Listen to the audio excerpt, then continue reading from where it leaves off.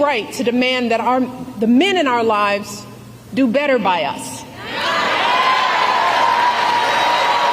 We have to use our voices to make these choices clear to the men that we love. Blah, blah, blah, blah. Our lives are worth more than their anger and disappointment. And we are more than just baby-making vessels.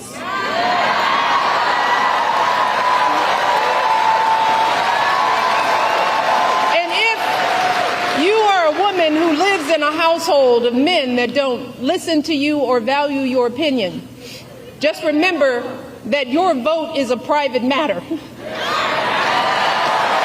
Regardless of the political views of your partner, you get to choose. You get to use your judgment and cast your vote for yourself and the women in your life.